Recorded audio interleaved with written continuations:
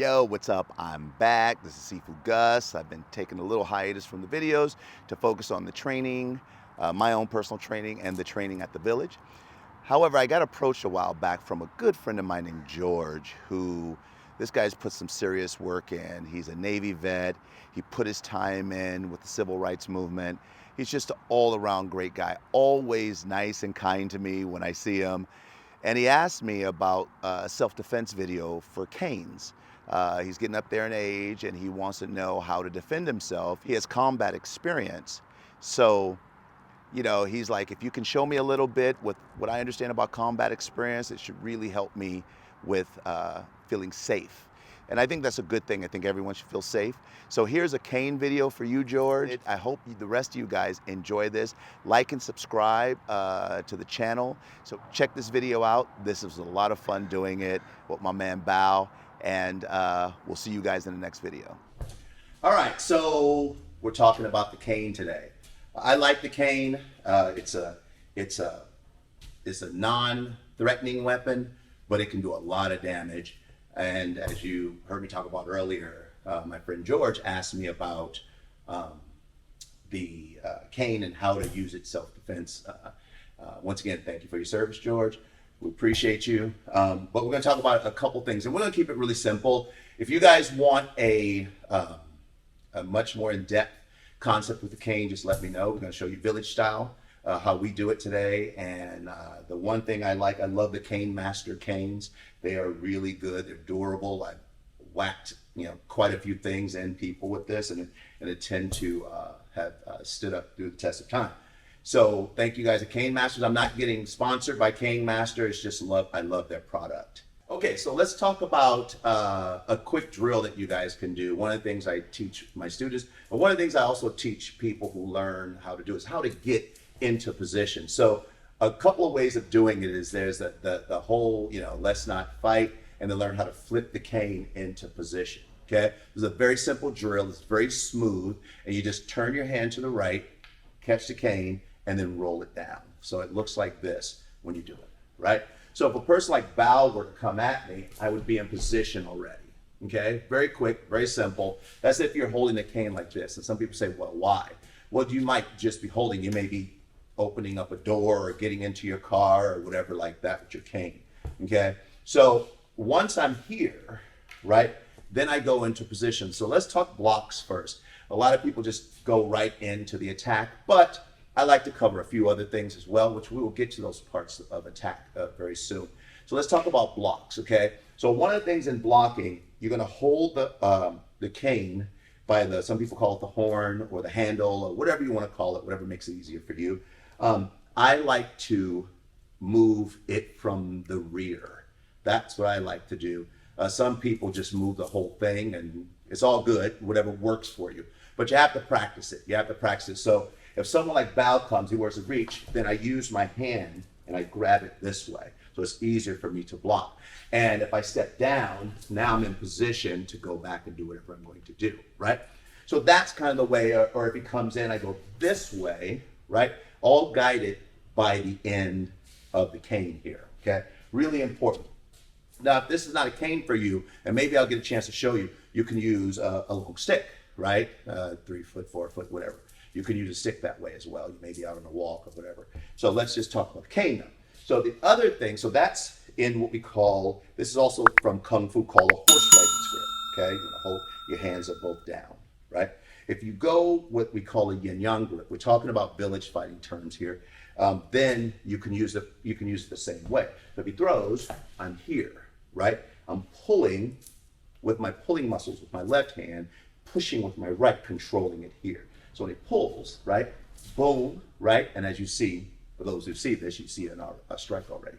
So, but we're just talking about blocking real quick. Now, so those are simple. So either by the end, the other one is you want to hold the length of the cane if you can, okay? So this would be called a shield strike, right? So if Bao throws, it's like you hold up a shield here, okay? Now, there's another type of follow-through motion. If Bao steps and I go here, right?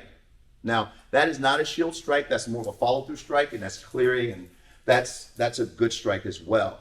If he reaches for you, right, you just go here, move yourself out of the way.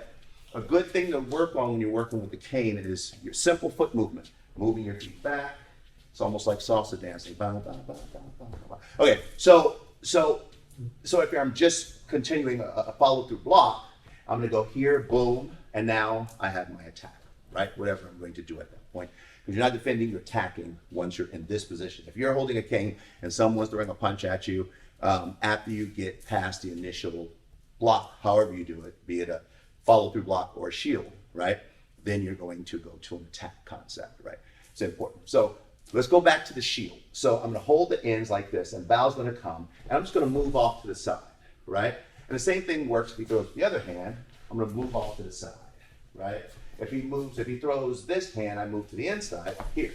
Now notice that I'm still in distance where I can attack at this point, because what you want to do is go directly from a block directly to an attack, just like the way you would speak your words, right? So that's kind of how you would handle the blocking concept with it.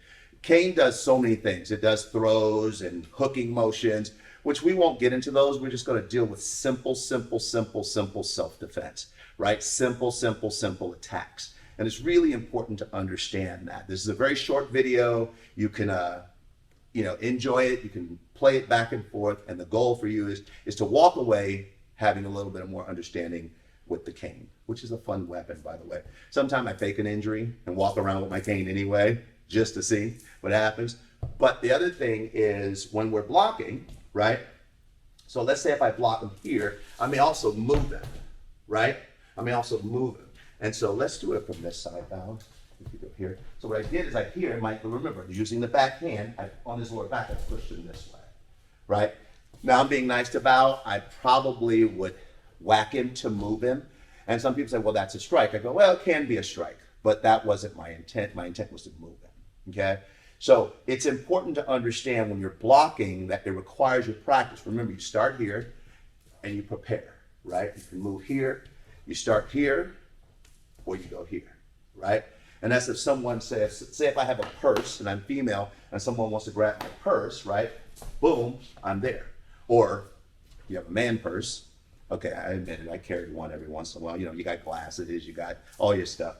So if Bao were to grab, boom, there I am right there, right? And once again, using this, and then you go into the next part, okay? So what we're gonna be talking about next is how to attack, all right?